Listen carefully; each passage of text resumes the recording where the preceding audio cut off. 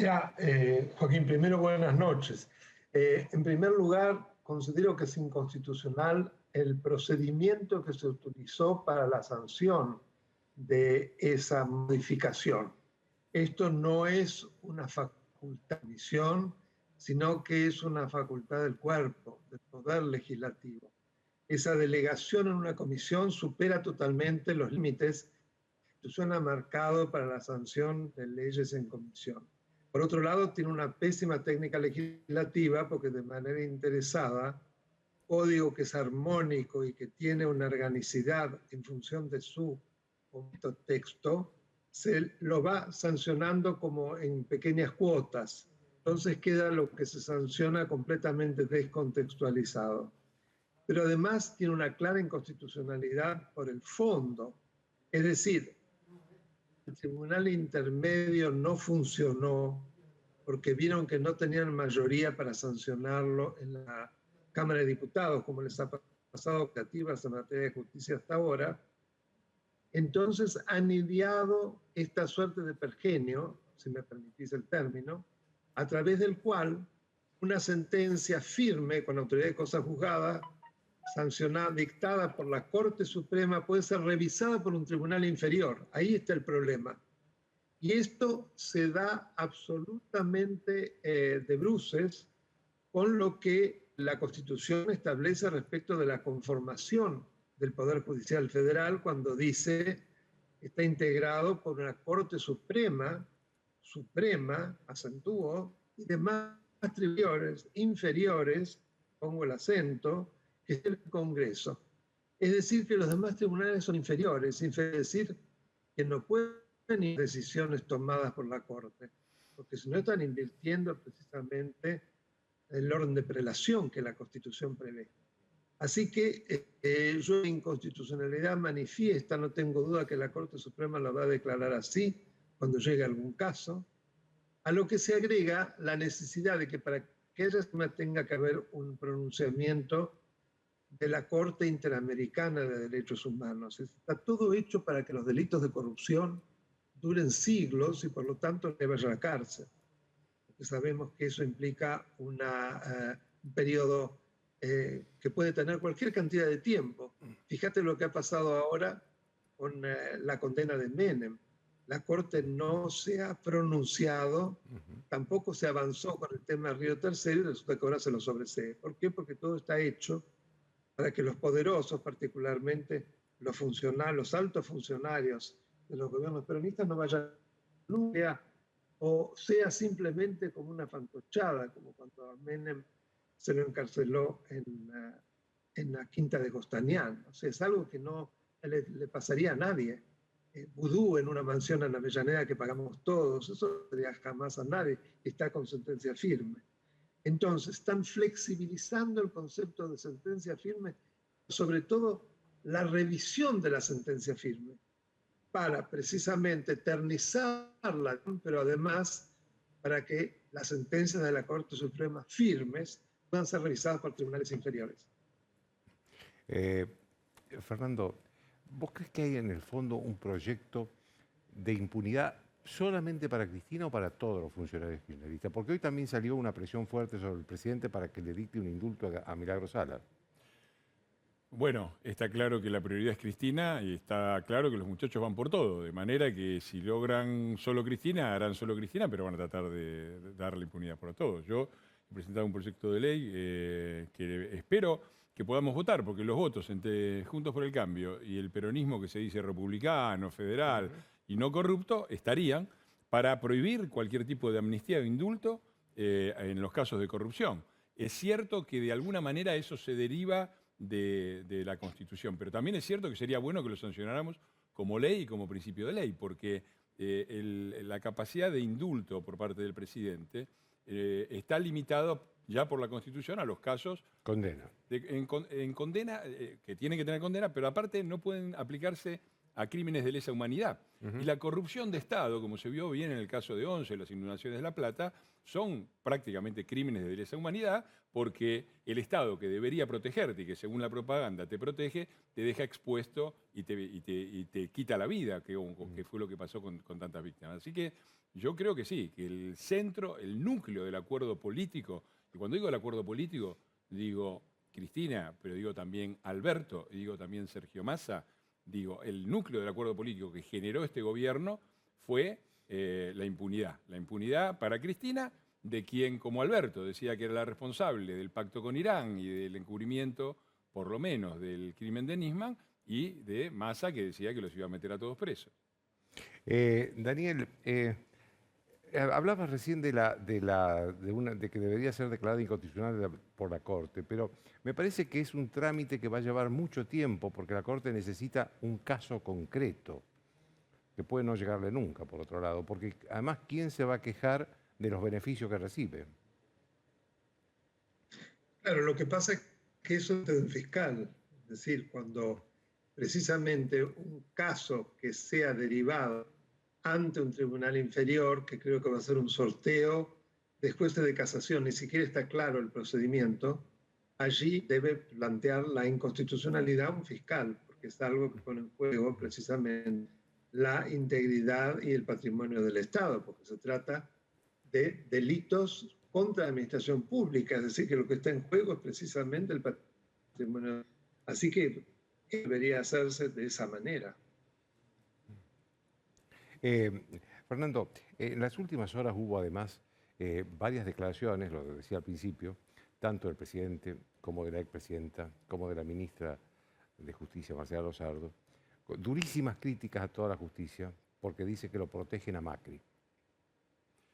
Bueno, me parece que se van cayendo las máscaras, ¿no? Porque primero Cristina era una cosa, pero Alberto era otra. Bueno, Alberto era lo mismo que Cristina. Después Alberto era lo mismo que Cristina, pero la ministra Rosardo era una persona prestigiosa en el sector judicial. Ahora también se sacó la careta, ¿no? Yo nunca intervine porque no soy del palo, no conozco, pero la verdad es que las declaraciones de la ministra son vergonzosas. Cuando ellos dicen que la justicia que tenemos es vergonzosa, se autoincriminan, porque los mecanismos centrales de designación de la justicia han sido históricamente copados por el peronismo. Básicamente el Senado tiene mayoría peronista de 1983 y el Consejo de la Magistratura lo han manejado, todavía estamos esperando el fallo de la Corte al respecto, lo han manejado ellos con mayoría. Entonces, ellos han intervenido sistemáticamente. No tienen los 2/3, pero tienen mayoría. Bueno, sobre esa base han manejado sistemáticamente, es decir, no hay un juez designado en la Argentina que no haya pasado por el filtro peronista, no hay uno. Entonces, cuando dicen esta justicia es un desastre, eso es como si, no sé, viene un médico, te opera mal, ¿no? Te hace una cirugía desastrosa y al rato viene y te dice, pero qué desastre esta cirugía, vení que te opero de nuevo. Y si vos confiarías en ese médico, en el mismo que hizo el desastre, para arreglarlo y para modificarlo, me parece que está muy claro cuál es el interés. Y si vos haces una cuenta muy básica, yo la tengo hecho hace un tiempo, habría que reactualizarla, pero tomá dos cuerpos de justicia, dos fueros, que son los principales de la justicia argentina, que son Corte Suprema y Comodoro Pi. Sin entrar en el juicio del valor o menor valor de los jueces, sin meterme en eso. Pero, ¿quién los designó? Es decir, había 3 designados por el Partido Justicialista, por los gobiernos anteriores, cuando llegamos nosotros. Y para designar, para aumentar eso, que era un número ridículo, por la cantidad y la importancia de los fallos, hubo que llegar a un acuerdo por el cual se eligió, por un lado, a Rosenkrantz y por el otro lado, a un ex ministro de Kirchner. Es decir, 4 de 5 son prácticamente jueces que ha designado o avalado o sostenido el peronismo en la Corte Suprema. Y en Comodoro Pi, haces la misma cuenta, te da más o menos 10 de 12. Ahora, han designado toda la justicia y no les alcanza.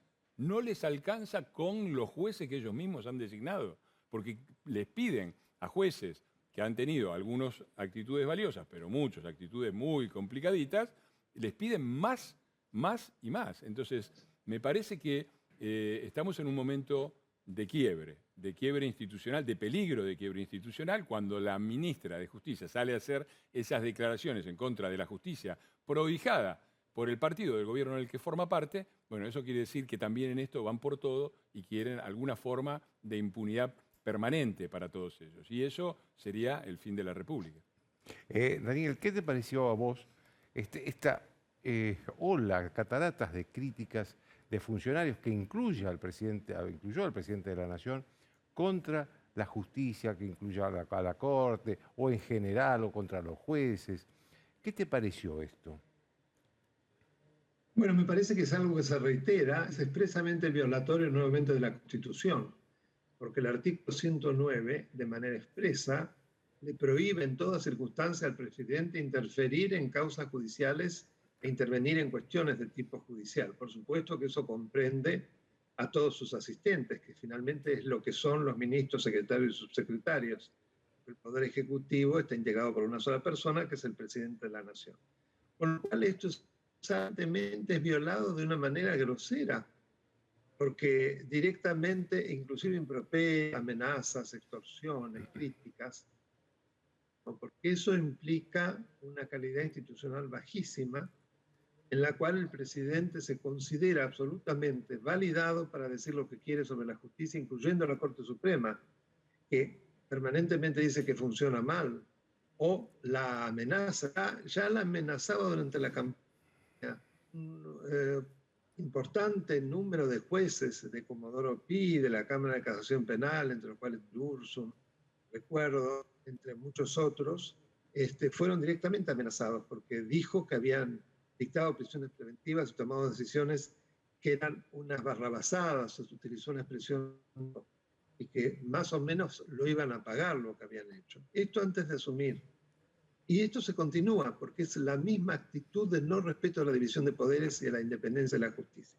Yo digo permanentemente, ¿qué pasaría si un ministro de la Corte se pudiera decir que el Poder Ejecutivo anda mal, que hay que cambiarlo, que debe cambiarle el ritmo, de criticar las medidas que toma el Poder Ejecutivo? Lo veríamos como una locura. Bueno, pasa exactamente lo mismo. Los poderes son independientes, lo que está haciendo es gravísimo. Además, de ninguna manera, no seamos cándidos, no lo hace para mejorar a la justicia, hace para cumplir con un plan de impunidad que se ha puesto en marcha desde el mismo día que él asumió. Primero con la colonización de los organismos de control, todos, que tiene que preservar los intereses del Estado como abogado del Estado, y él está incurso en procesamientos por haber cometido, o sea, parece una broma, en realidad es para llorar. El plan se continuó a través de las normas de reforma de la justicia, de reforma de la Procuración General de la Nación, de traslado de jueces, de invalidación de pruebas, y podríamos decir, todos los días se les ocurre seguir, todos los días se les ocurre, y no van a parar, porque lo que quieren es la impunidad. Y eso nos tenemos que meter en la cabeza. Por eso las elecciones próximas son tan importantes. Daniel, una última pregunta. ¿Crees que solo impunidad o también venganza? Bueno, va junto. Fundamentalmente la impunidad, pero de paso me ve también en el estilo de Cristina Kirchner. Ella permanentemente utiliza el poder de manera arbitraria, de manera abusiva y vengándose de entes y provocando daño. Como inclusive las expresiones en los discursos de ella. Yo siempre recuerdo, por ejemplo, el abuelete o el hombre de la inmobiliaria que estaba papando moscas y que ponía cara como que las cosas andaban mal. En fin, permanentemente es rebajar a los, vengarse. Bueno, así que está en la misma línea, pero para mí lo más grave es la impunidad. Sería realmente nuevamente una cultura en la cual la unión de corrupción más impunidad te da salida. La corrupción es cierto, hay en todos lados más o menos, pero el problema es cuando se ve continuada la impunidad. Es un sistema que la prohija y que en definitiva favorece y premia a los que son corruptos. Muchas gracias.